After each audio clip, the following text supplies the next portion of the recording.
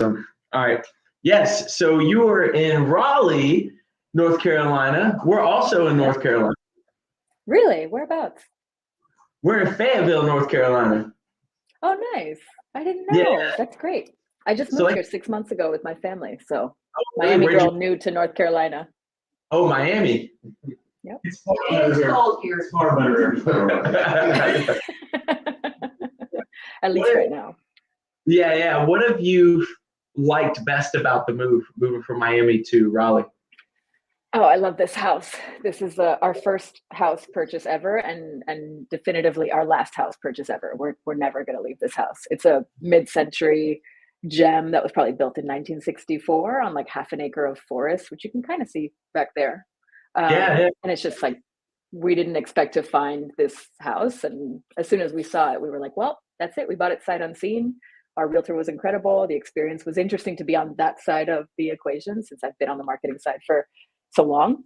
So to really see what the experience looks like at the client was eye-opening for sure from a perspective standpoint. Well, that's cool. You know, Miami, Florida is going to hold eXpCon now, so it's interesting how it's flipped. It's funny you say that, Ruben, because I was just working on the comms plan for the announcement for Miami, so we're excited. Oh, very cool. The announcement's been made, but there's going to be a lot of communication around just like getting everyone excited and buzzing about eXpCon and frankly, getting tickets early because we've got some early bird tickets left, and anyone who's looking to get the best price for the best investment is going to need to act real fast. So you heard it first. I love it. I love it. We actually have a 12-step play. This is totally different. We'll jump right into it right after this. We have a 12-step play for every event we go to. So not to any cost that it costs to go, we're going to make sure we get a pretty high return on that investment. So we're excited for eXp. I love that. That's great. You ready to get started? Let's do it. Awesome. So if you don't mind, tell everyone who you are, what you do, how you do it, and all that good jazz. Sure. So hi, everybody. Happy Wednesday. I'm Victoria Koster. I'm the VP of US Marketing with us at eXp. I've been here 6 months yesterday, specifically was my 6-month eXp anniversary. What I do is lead the US team on driving strategy and marketing and communications for any initiatives that are US focused. And given that the bulk of our agents are in the US, that tends to be a lot of different initiatives that either start in the US and scale outward, or that I partner with my counterpart for Canada on in terms of like what we're promoting. For example, eXp exclusives, if you all are familiar with, is our Zenlist platform. That's something that touches US and Canada. So I collaborate with Noor Marzouk, who oversees Canada operations for marketing. And we work on the strategy. How do we get this incredible information and resources that eXp is putting together for our agents in front of all of you in the way you need to hear it, in the outlets and channels that you need to hear it from, and in a way that resonates? Because we all know you have a lot on your plates with everything you're doing for your clients. So our biggest challenge and the most exciting one is figuring out how that messaging gets you and meets you where you are and gets you all excited about what we're continuing to bring to the table. Very good, very good. So I believe you have about, correct me if I'm wrong, 13-ish years of marketing history. 13-ish, that's correct. It'll be 14 years in real estate marketing next April. I've been at a couple different brokerages before landing at eXp.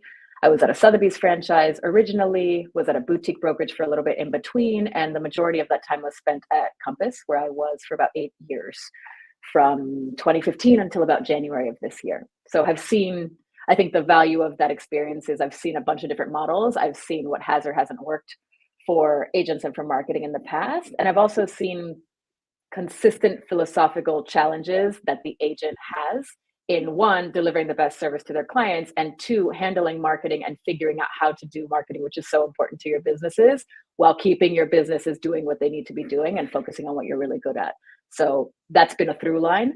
And I've seen a different perspective based on every brokerage I've been at on how that brokerage approached it. And I'm just like really confident in the way that eXp empowers all our agents to do their best work and to own and love the marketing that they're putting out in the world.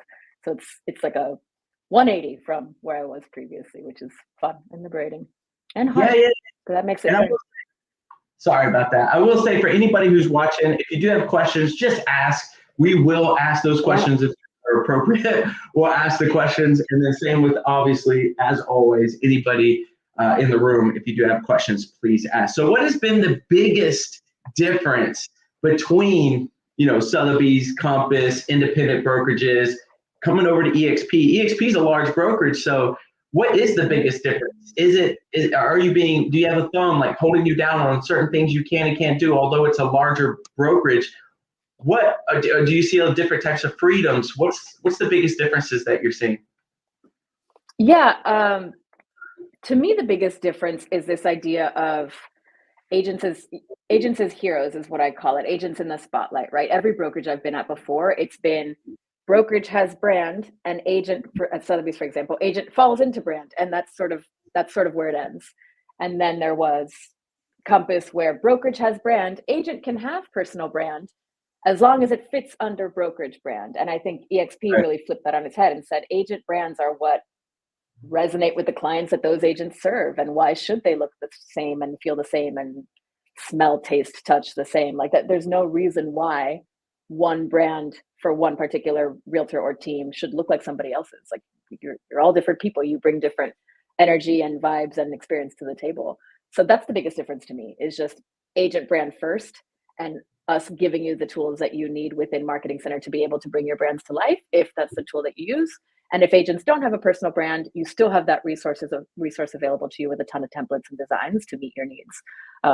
So that's been really fun and liberating. And I think the moving target in terms of how do we continue to give you all what you need, knowing that you're all going to do it a little bit differently and you're empowered to do that here. That's been the biggest difference for sure. Yeah, I was at a different brokerage as well. And when I was asked in the beginning, especially, why making the move and what's been the biggest difference, it's definitely been freedom to be creative, freedom to express.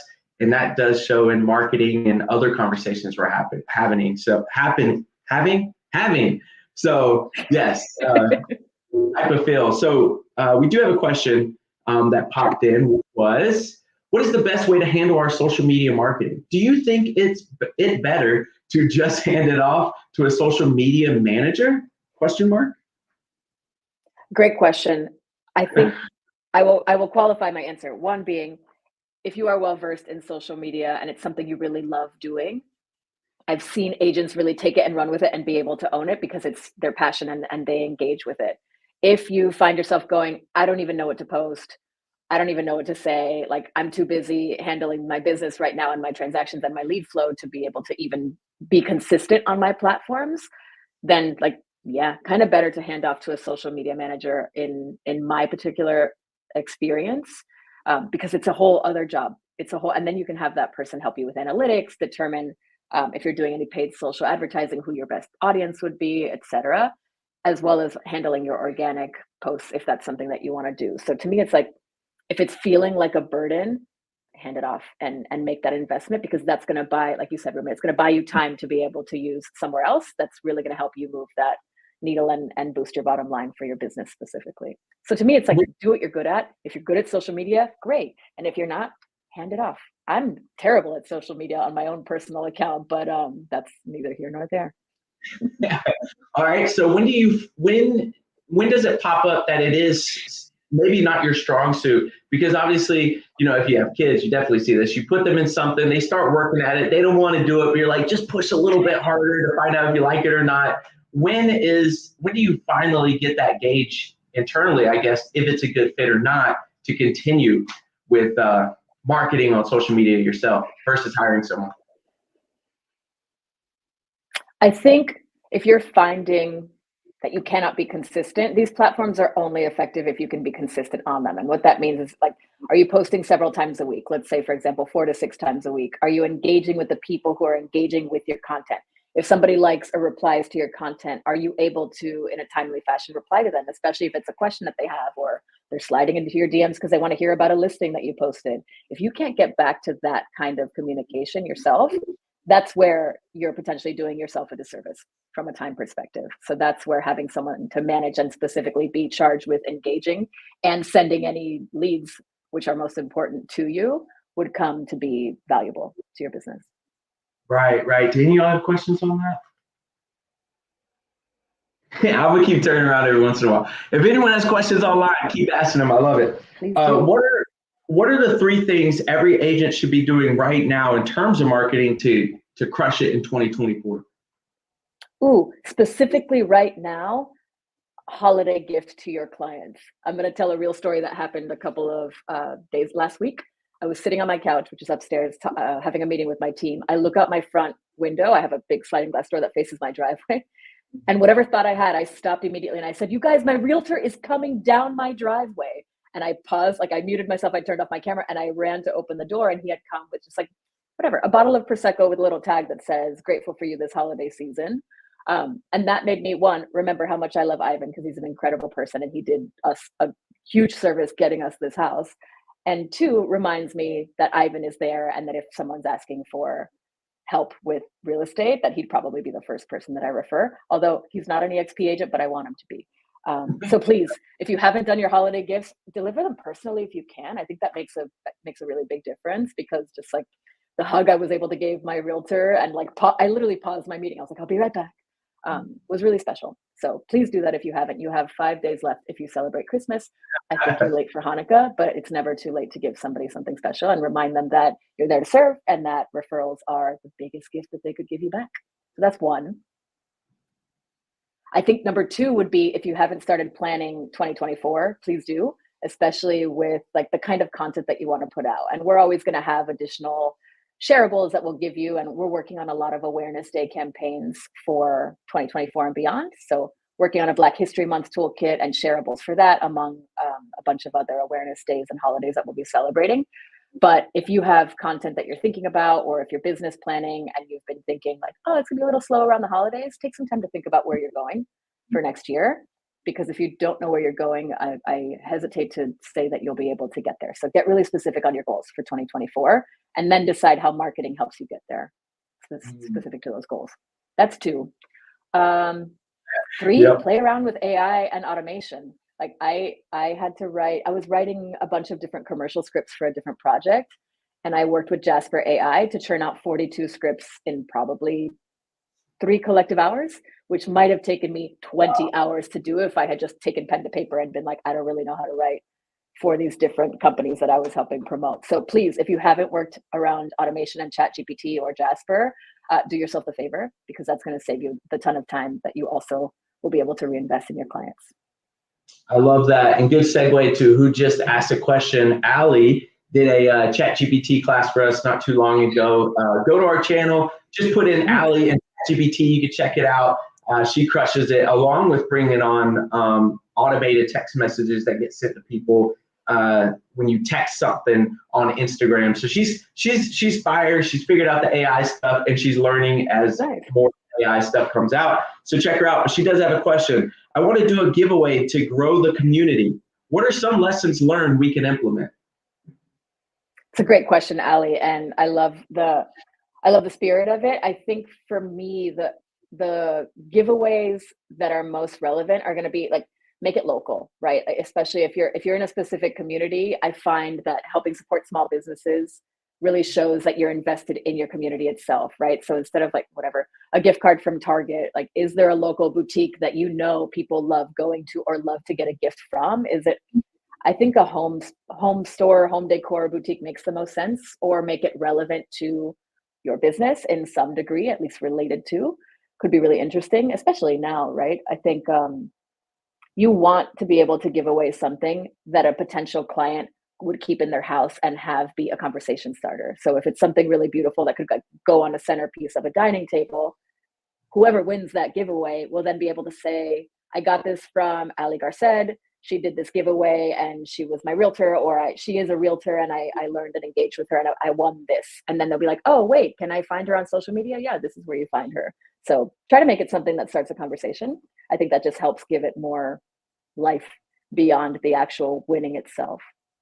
Yeah, we were collect those leads. And do what? I'm sorry. Collect those leads while you're at it, obviously. Oh yeah, for sure. Yeah, her and I were just talking about this yesterday about giveaways. What's interesting is like if you do go to that business that is local to you and you go in there, you could do a Facebook Live or just a selfie with the person behind the desk and say, hey, this person helped me out so much.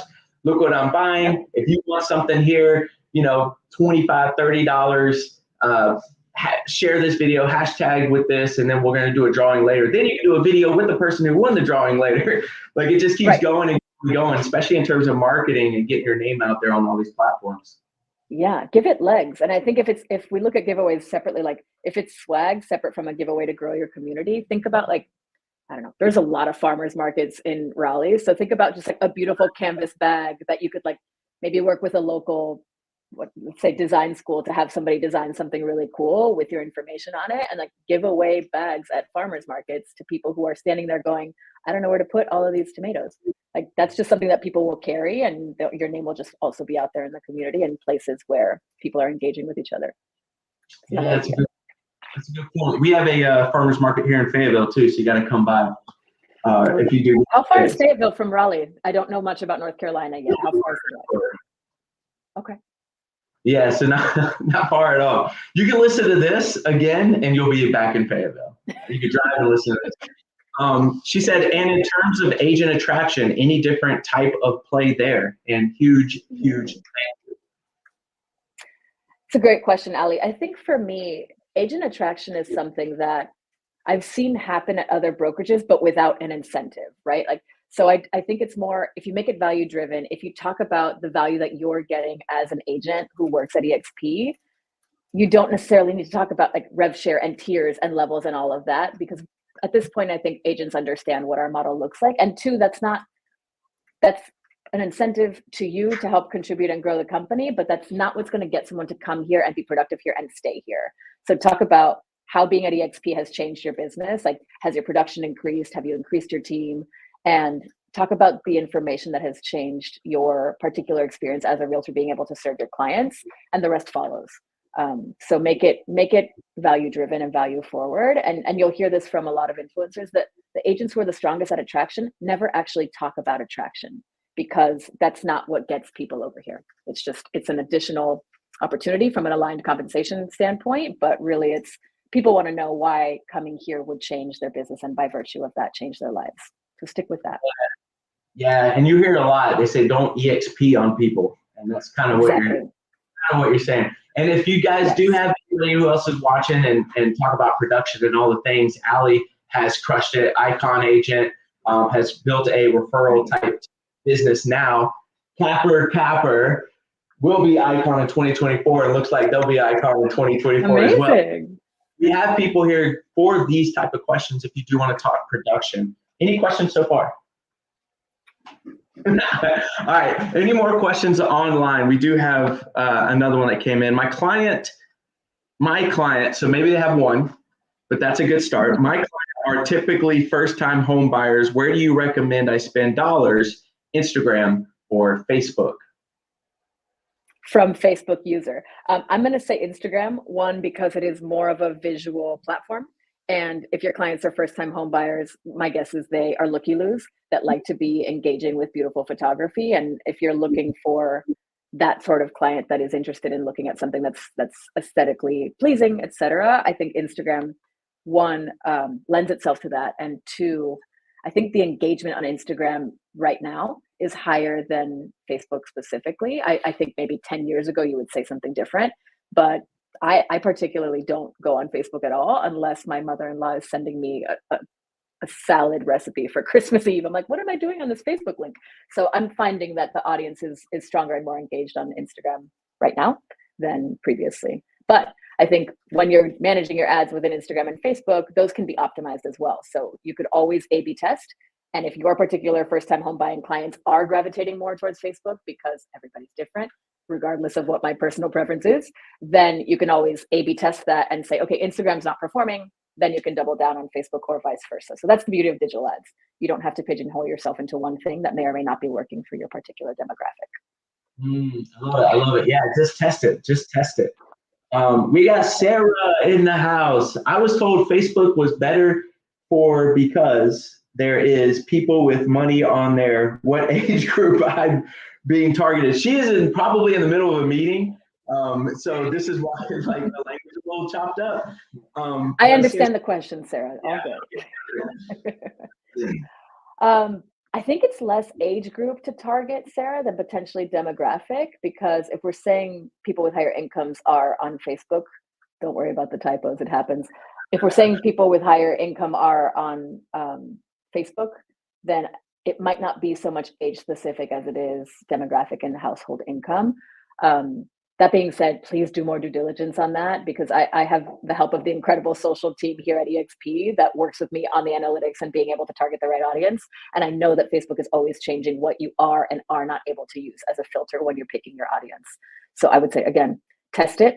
I guess you could assume that a higher age group will have a higher income, but that might not always be true if you're working with high net worth millennials, for example.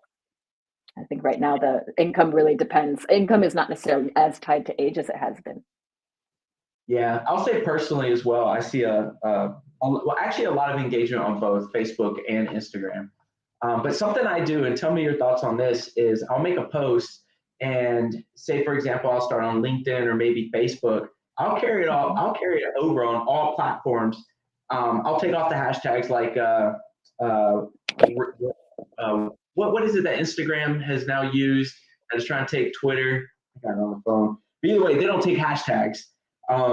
Threads. Okay. So I'll take the hashtags Threads, on Threads. yes. I'll push it out to be omnipresent, essentially. Good play, not good play. What are your thoughts? Good play in the sense that like content can have multiple legs. Play that could merit a little bit of refinement is the way that that post sounds across different platforms. So for example, LinkedIn is always going to be more professionally focused because that's what LinkedIn is. So you may want to be less like informal on LinkedIn than you might be on Instagram. So you could say the same thing, but maybe you're driving people to LinkedIn to a specific webinar recording or whatever, where on Instagram you might be driving them to something on stories. So just like double check when you're cross promoting that your links are relevant, that your voice is in line with how people are engaging on that platform, and that all of the hashtags are lining up the way that you need them to across the different platforms. So don't just like post and automate it because it might not make sense. Right, totally. Okay, all right, I got you. Here goes another question. I've heard having a Google My Business page is a solid long-term play. What would you recommend to optimize my Google presence? Oops. I think start with testimonials. Collect as many testimonials for your Google Your Business page as humanly possible. That's where when people are Googling businesses, the first thing they're going to do is look at reviews. So if you set up your Google Your Business page and there are no reviews, people are going to be like, well, I guess no one has anything to say one way or the other about this particular business or realtor or team. So start with that. Beyond that, I think that helps optimize. Beyond that, I think you need to do a lot of like granular things like making sure your meta tags are there, your keywords are there. Are you using the right sorts of language on your personal website to be able to just like have a consistent presence? And if you need help from an SEO perspective, I would recommend hiring someone to help you with that, because it does get really, really, really specific in terms of how you optimize your presence beyond what you are able to specifically control on your side. Yeah, and I will say, for anybody who's interested in coming to eXpCon, and you haven't gotten a ticket, reach out to us. There's always these little breakout sessions on this type of things, on this type of stuff as well. Yeah, so we go deep into that stuff, and essentially they're giving you free value. But if you want to hire them as well, they'll do it for you too. So come to eXpCon, Miami, Florida. Any questions so far? I'm gonna turn around. All right, cool. All right, so I got a question. What is the worst piece of advice you have ever got in terms of marketing? For real estate, yeah, or just in general? Let's do general. The worst piece of advice. I mean, I come back to this one a lot, like make it bigger, make it bolder, make it red. I think this is just like stuff that we've seen in the industry forever. And I used to come across this with past clients where they're like, it should look like this other agent because they're a top producer, so mine should just look like them. Like, their brand isn't what made them top producers. They are top producers and they have a brand. So I would say, like, just because you've seen someone else do something doesn't mean it will work for you. And please don't make it bigger and bolder and red unless you really like the color red, which is fine. Obviously, I'm a fan of red. But I think there's like historical things that people do for real estate marketing. I'm like, it's just marketing. Marketing is telling a story. Tell the best story you can with the voice that you have, and don't make it sound like someone else's, because that will fall flat. It will feel off. If it feels off to you, it will feel off to the people who are engaging with your brand. They should be connected. That's a cameo of my husband, who shares my office. Hi, Kev. What's up? Bye, Kev. He's off to get a haircut. He has to listen to me talk a lot. Sorry, sweets. He's like, I'm out. I am done. All right. So, you know what's interesting is I like to do large red on Facebook. Right. If it's text, that'd be one of the biggest things that I'll do. Got some more questions. Sarah's back in the house. How do you make posts that make you seem like a human, not someone looking for clients or commissions while still trying to promote yourself? I love this question, because my answer, Sarah, is tell the story. So for example, you want it to be something that pulls people in. So talk about your clients. For example, did you just sell a home to a client who's there's always a story to who you're working with, right? So tell the story of that home, the story of bringing that client home, navigating the challenges that probably came up during inspections or due diligence or whatever that might be. People who are interacting with you on your page already know that you're a realtor. So what they want to see is, what's it like to work with Sarah? And so if you have a really interesting story, like I know there are some times where a buyer will leave a letter for the seller to sort of help their cause if it's a multiple offer scenario. Like, that's a really interesting thing for someone to hear if they're worried about, like, how do I find the right realtor that will be in my corner given this current market where it really feels like I'm not going to be able to win in a multiple offer scenario? Like, what are the unique stories that you have in the clients that you're working with? And tell those, because you don't need to tell people about clients and commission like you're saying. You need to show them the value that you're bringing to the equation, and that the value of a real estate agent is invaluable, especially in the midst of everything that's going on with antitrust and the lawsuits that are at stake with NAR, et cetera. But people always engage with stories. They'll know what you're selling because you're showing the product, but they want to hear what it's like firsthand from someone who's worked with you. They also want to hear from you, but they want to hear it from someone who's been in their shoes. Yeah, humans are attracted to stories, so keep on telling them. Besides Sarah, I went to one of Sarah's open houses, and man, it was blowing up. There was people in and out of that place. It looked like the farmer's market. It was nuts. So Love maybe that. something like that is like, do you want to make your open houses, the most, visited open house in the neighborhood, X amount of people we had in here. This is how many people we're in conversation with in terms of looking to purchase this home, but we know how to drive traffic. Some. So there's always a story. Or you could be like behind the open house, right? Like, have someone film you turning on candles, baking cookies if you bake cookies in your client's house, fluffing pillows, like getting everything ready before someone comes, and then tell the story of like how many people came through the door. Because I think everyone has a different approach to how they do their open houses, and I think it resonates with people who are walking through that door. And if you're a seller or potential seller looking, you kind of want to know what a realtor would do to make your open house special and get people in the door. So there's a bunch of different ways that you can layer on top of what an open house looks like, feels like, and what the impact is of you driving traffic to it. Yeah, that's a good point. I had a client years ago that when we walked into the house, went straight to the kitchen table and started eating the warm cookies that were set there. And he was like, you know what? I like this house. And literally they bought the house. So, which I told that story a while back. Once it comes up on Facebook Memories, I'll share it just for this situation. All right, so we got Allie again. Victoria, you're a badass. What's your favorite piece of marketing advice to give out at that time? Oh, at what time? I don't. This may have came a little bit earlier. This time. Oh, at this time, I read it wrong. I apologize. I'm from Fayetteville, so I can't. Allie, you're also a badass. I think that my favorite piece of marketing advice is like, tell it like no one else can. And this is the nerdy writer in me. If you find me on Instagram, you're just going to find a lot of poetry, but tell it like no one else can.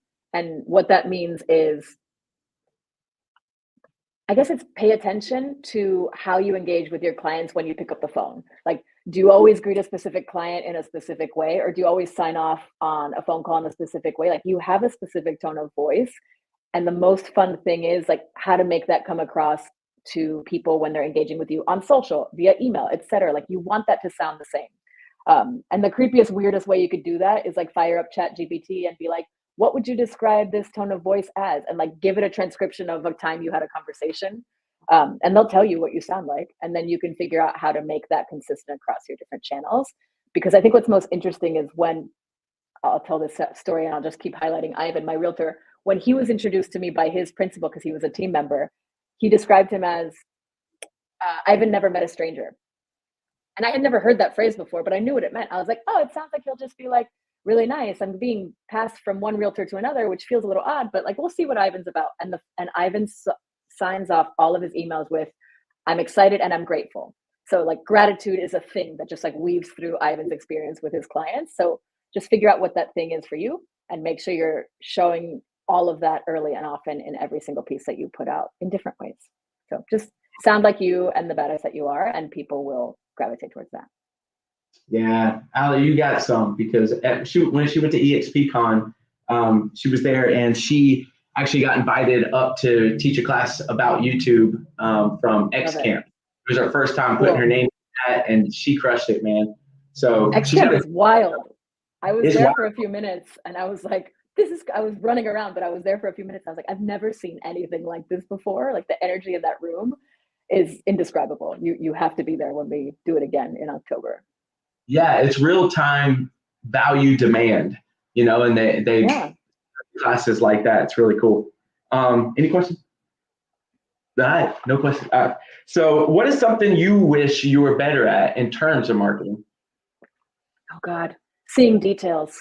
Sometimes when we're reviewing a lot of different campaigns at once, my eye looks for a specific type of detail, but then kind of can be known to go blind to really specific fine tuning and spelling, phone numbers, etc. So I wish I could catch every typo in the world. There was a time where I was a graphic designer in my previous life. So someone would hand me a physical copy of whatever I had spent a really long time designing, and I couldn't even look at it because I knew somewhere in the world was a mistake. So maybe just the process of QAing and quality assuring work is something that our team works really hard to be sure that we have new eyes looking at things so that we try our best to avoid human error. You also have to give yourself grace when those things happen, but I do wish that I personally could catch all of the typos in the whole wide world. Yeah, I was going to say, you got a solid team now. If you go to my Facebook, I think we will relate. If you scroll down, you'll see missed words, typos left and right. And my wife used to be a teacher, so she's like, yo, you gotta do better. She's looking. Yeah, she's watching, she's checking, and I'm able to edit from there. Do you have a favorite failure or learning moment that you believe has set you up for success in marketing? I think my favorite failures and learning moments come from leadership, which like cascade down to marketing. And I think the one that sticks out to me is speaking more than I've listened. So I previously led a team of about like 38 people, and I learned to lead from behind and to give my team the room to run at the things that they were really good at. But when I first started, I was previously a one-woman show, and I did all of the things. I was the project manager, the copywriter, the graphic designer, the production specialist, the ad strategist, all of the things. It was really hard to start learning how to delegate because it was so easy when everything was mine and I didn't have to describe a process that my brain already understood. But my early failures of delegating are perhaps the biggest learnings for like the leader I hope to have now become, in terms of making sure that if you're going to delegate, and if it's marketing and if it's something else, delegating kind of just crosses a bunch of lanes, that the other person understands everything that you're asking them to do. And the best way to make sure that meaning has been achieved is to ask that person to paraphrase back to you, right? So you might be delegating, I'll give an example. When I'm delegating I need someone to help me clean up a spreadsheet of information that's going to ultimately be a list of emails that we're going to send a campaign out to. When I give that direction, I then say, will you humor me and repeat what I just said back to me? I want to make sure that I haven't created any gaps of understanding for you, because that onus is always on us as leaders. It's not, oh, you didn't understand me. It was, I didn't make myself clear. So if you're learning how to delegate as your team expands, if you're delegating marketing to somebody else, either on your team or if you're outsourcing, make sure that when you're giving them direction, when they repeat it back to you, it is what you intended to say. And if it hasn't come across the way that you intended, keep going until both of you are saying the same thing. And that's how you know that they can run with whatever you've just given them. So learn to delegate. It's a big deal. It will help you buy time to focus on what you're really good at. Yeah, and it gives you a little bit of insight on who's on your team if they're taking notes. Because if you repeat that right at the end, they're like, you're like, well, were you even here? I had a previous team member that I was like, are you taking notes? He's like, yeah, I got it. It's kind of when you give a really long order at a restaurant and the server's standing there and I'm like, are you gonna write this? No, you've got it? Like, okay, I want to trust you. And then you'll just see what happens 40 minutes later when your food shows up. Yeah. I'm a note taker. Which, it's interesting. Every time I ask that question, C-suite executives, leaders, it's always the delegate thing. It seems to be always the delegate thing. But that's a really good one, is, repeat back to me what we just talked about. That's a really good hint. Any questions? Anybody else got questions online? Please ask them. If not, I will take over. Who's a marketer you admire and learn from outside of eXp that maybe some of us can watch and follow and learn from? So many, but I will say two. Donald Miller will be the first one I say. He has a framework called Story Brand, and Donald Miller and the Story Brand are very focused on helping anyone tell the right story to promote their business to the clients they're looking for. And he frames it around just like every single good movie script has essentially the same process, which is like there's a hero who has a problem and they meet a guide who gives them a plan and they use that plan to achieve whatever they were trying to achieve. So you think of like, Luke and Yoda, you think of Harry Potter and Albus Dumbledore, which will always be my favorite hero and guide duo. So they'll teach you how to use that framework and how to a lot of it is about increasing conflict and tension for your particular audience, but then showing them that you are the one that can give them the plan with the solution that will change and relieve that tension. So he has a podcast that you can start with. And if you're interested, like there's all kinds of ways to engage with the Story Brand. So when I worked on. What's the podcast? Story Brand by Donald Miller. There you go. Yeah. Okay. Yeah. So he's very much about like keep repeating the thing that you need to repeat and make it very clear and concise. So he's great. And then the other one, this is old school, but I love, is Seth Godin. I think as a thinker, as a marketer, as a person who figures out how to challenge systems, he's incredible. Like I think when I think of Seth Godin, I think of this idea of thrashing early. So when you're moving really fast, sometimes you forget to ask the right questions early and suddenly you're thrashing late right before a campaign's going out the door. Thrash early, think about the things that you need to think about before it's too late to change them and try to see around corners and mitigate any risks that you can. But Seth Godin's been doing a daily blog for 1,000 years and they're really simple snippets. I think it's like Seth's.blog. I don't know. Is that what it is? Yeah. So Seth's.blog. That's hard to say. He's literally been doing a really short blog every single day for, 15 years. And he's got videos and those two stick out the most to me right now. Yeah. Well, that's perfect. I mean, it gives us someone to follow even outside of this. I was checking out your LinkedIn and I don't know where the connection was made, but Gary Vee was definitely part of your world too on LinkedIn as well. Yeah, he's got a certain way, Gary Vee, and I think he resonates. And I think everything he says has a lot of value. Personally, right now, I'm gravitating more towards people like Seth and Donald Miller, but there's a lot that Gary has to say that I think can be translated into what you all do in real estate. Right, exactly. What is outside of storytelling, maybe something that we need to be looking out for or applying ourselves to, storytelling and AI, outside of those two things, how could we, or what should we be looking at in terms of 2024 as real estate agents to obviously expand, grow our business, agent attraction, just scaling the business overall outside of AI and storytelling, what should we be looking at and researching and leaning into? I think I'm obsessed with automation. Sometimes that involves AI, sometimes it doesn't. I think making sure that you are nurturing your sphere of influence often is going to be huge in this coming market in terms of like staying top of mind, right? Like I heard this stat is old, but it's something along the lines of like 80% of clients would work with their realtor again, but really only like 20% of them might, because they haven't heard from that realtor since they closed a transaction. So think of creative ways that you could develop like an automated drip campaign that is, reaching out to your sphere of influence on a regular basis. I would say like perhaps twice a month or once monthly, depending on how recent you've been engaging with them and how recently you closed that transaction. But that's the kind of snowball effect you can have, because one, when they're ready to sell again, they're going to remember you. And two, if they have people that they can think of, they're going to send them to you. That I find can be the first thing that drops when people are worried about like, where's my new business going to come from? Like you already, like if you have a database of 2,000 people who know you and respect you and understand what you bring to the table, like stay in touch with them. Like, and sometimes that involves picking up the phone. Like, hey, how are you doing? Like, how's your kid acclimating to their new school? Remember names, remember dog names, remember birthdays and house anniversaries, I think is another good one. So if you have a CRM that helps you automate that action plan, put that in place.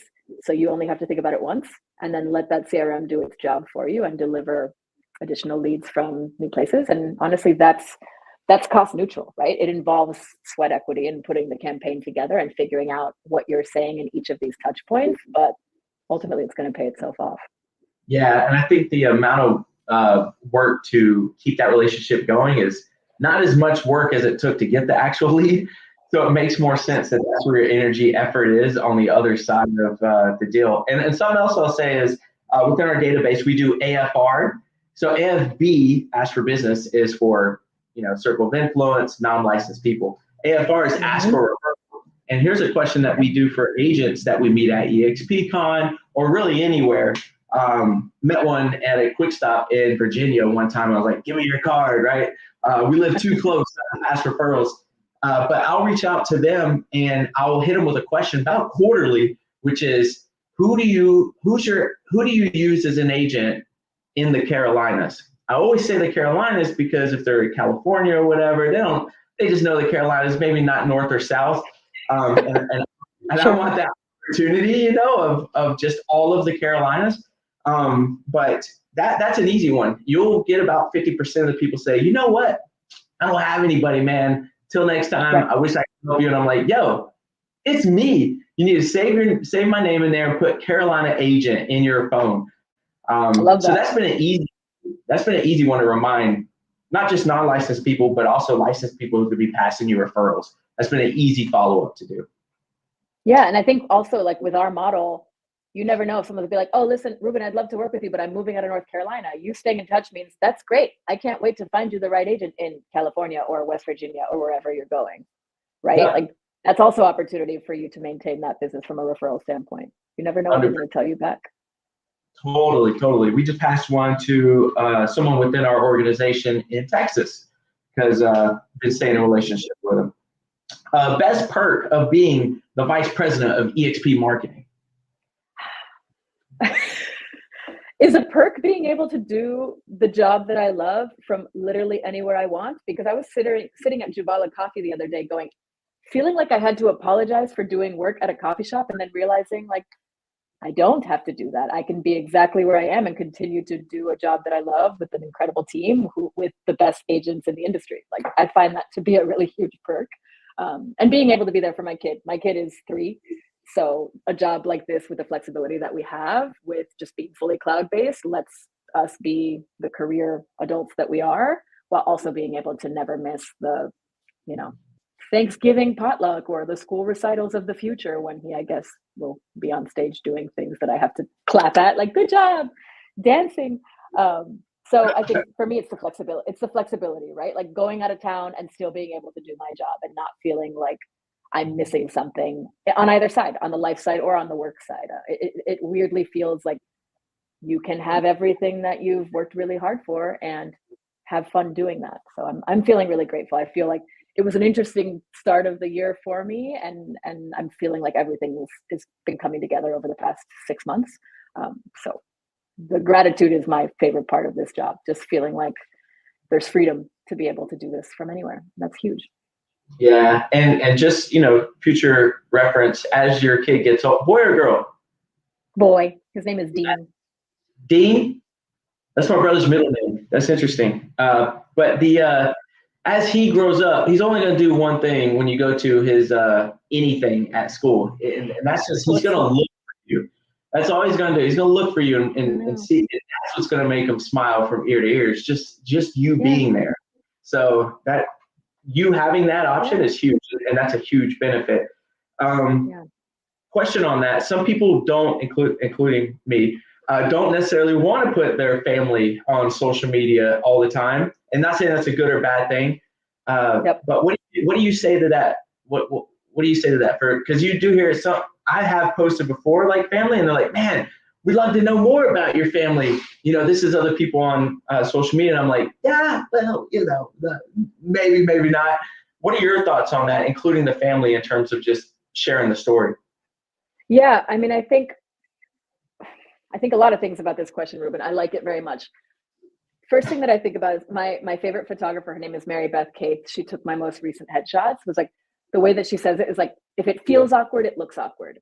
So if it feels awkward and not right to you to share your family, then don't. However, if you want people to understand you as a person separate from the business and the real estate that you do, and family is an aspect of your life that is important to you, that's something that just like gives more dimension to who you are as a person and gives people more of an insight into you outside of real estate. It is part of your life. It's I think it's the most important part of our lives. But from a privacy standpoint, I'm also seeing an influencer that I follow. Her name is Jenna Kutcher. She's made a conscious decision not to show her daughter's faces on her Instagram anymore. And I respect that. But what Jenna's done, which is really interesting, is her daughters are still visible, but there's always an angle, right? Like you're seeing them from behind, right? Like they're walking out their front door. So you might see like pigtails in the back of their heads, or they're silhouetted so you can't see them. So that's I think it's really interesting because no one even noticed that she did that, because she just like changed the direction and the way that her family appeared. And that made her more comfortable. And I get it, right? Like, I'm not sure what Dean will say when he's older, when he's like, you've been blasting my face on all of these platforms for 20 years without asking me. It's one of those, like, access is just like an interesting question we have to ask ourselves right now about our kids.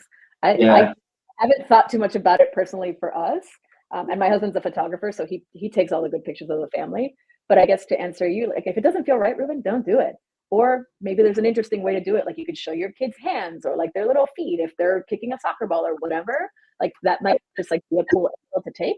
But if it doesn't feel right, like, no one's making you do anything that you don't want to do. Yeah, totally. I get it. How about you guys and gals? Any questions? Any questions? You guys having fun? Yeah, at least they're taking notes. I'm watching a lot of note taking. Oh, good. I hope it's good. Yeah, of course. Actually, there's let me bring this up actually real quick. Ruben, I should do the same thing and have the referral agent save me as Dustin, LA agent. I see what he did there. You see what he did there? Since we consider our area Lower Alabama, look, he put his place, who he is, and how you should say his name. Good job, Dustin. I like it, that. Dustin. Yeah. What profession, and this is going to get a little fun since we're coming up on time, what profession other than your own would be fun to attempt? Writing. I have a manuscript that I'm woefully behind on getting back to edit, but I would love to, in an alternate version of this reality, be a writer and just be able to focus my energy on writing. Fiction? Right now, it's mostly poetry. It's a memoir, but yeah, mostly poetry. I'm not good at fiction. I don't know why. I just write what I know, and I try to make it sound specifically non-specific. But that's like the one place I can get lost is, looking at the same stanza of the same poem for 3 hours, being like, what just happened? Yeah, you brought up Star Wars and Harry Potter. So yeah, that's why I asked the fiction question. But that'd be great. You should I don't know, up to you. You should share some of what you have at the moment. Sure. What do you on my Instagram? Oh, it's all on your Instagram, like your poetry. Yeah. Oh, okay, great, perfect. There was a new one yesterday, which was all kinds of interesting. But yeah, that's right. That's like all I do with Instagram. I'm like not the strongest photographer in this household, so I stick to poems. Well, that's cool. So if anybody wants to go check that out, they could go check that out. What never fails to make you laugh? What was the first part of the question? What never fails to make you laugh? Dumb question. Yeah. I don't know why I'm finding it hard. I mean, like, I guess because my first answer was crude. What never fails to make me laugh? I mean, I think listening to my kid laugh always makes me laugh. Like, just like Dean laughing is just contagious. So I would say that was the first one. But also just like, anyway, farts. Like when my kid farts, I think it's the funniest thing in the world. I'm like, yeah, dude, good for you. That was my first answer. So there you go. Never fails to make me laugh. Yeah. So he's going to love that fast forward 20 years from now. He's like, man, Mom, thank you for that. But everyone toots. So there you go, Dean. Everyone toots. 2 more questions. What question do you have for us?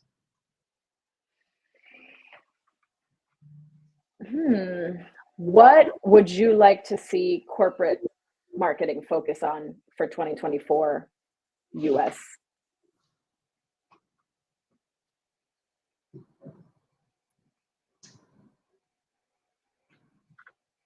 It's a tough one. Yeah. I know. I was like, I will ask it. It's a big one. I'll say, going on the storytelling thing, it'd be interesting because some of the people within, and they're very accessible. I mean, this is how I'm able to set up all this stuff. Obviously, I just reach out to you guys, and it's been great. And then you guys, you're not hiding other firms I've been to, there's leaders that are basically hiding to make sure that they're not seen at some of the events. Including Glenn Sanford, man, he'll walk. It doesn't even matter, right? Like access is there, but maybe for me, this is just something I'm thinking about. Is it maybe some of the storytelling of the day-to-day struggle, backstabbing, wins from maybe some of the top people that may feel as if you'll never get to those positions, because like. There are stories that I'll share on social media that seem like, man, and not that I'm some big figure, but how is he going through this right now? I thought he was at a higher level. And maybe some of the executive team, vice president of marketing, actually documenting the process of growth, the failures of it, and telling the story and being transparent and vulnerable. To make that person become a little bit more real and someone that they can relate to when they do see him at an event as well would be something I would throw out there. Interesting. I like that. It reminds me of, I don't know if y'all tuned into, I'm practicing my y'alls. Every time I say it, I still realize it. I don't know if y'all tuned into the State of the Union a couple of weeks ago, but at some point, Leo Pareja got a little bit choked up because we were housing and like being able to own property is really important to Leo. And so as he was talking about it, he visibly got emotional on the call, and Michael even said, I love when Leo gets emotional. And I thought that I saw Leo getting choked up, but I wasn't sure. And then Michael was like, I love when Leo gets emotional about this stuff. And he was like, housing is just really important to me. And so I liked that. It shows our humanity. So thank you for sharing that.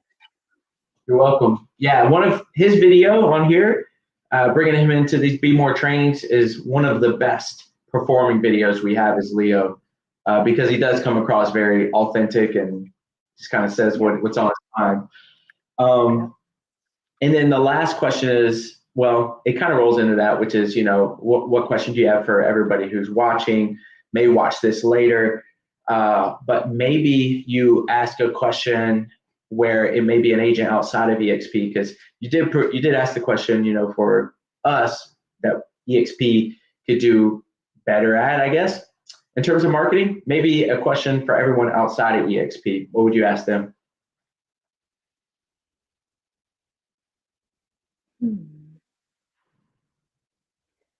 first one that comes to my brain is, what would change your mind? If we're talking to agents from outside of eXp, what would change your mind about making the decision and saying yes to joining?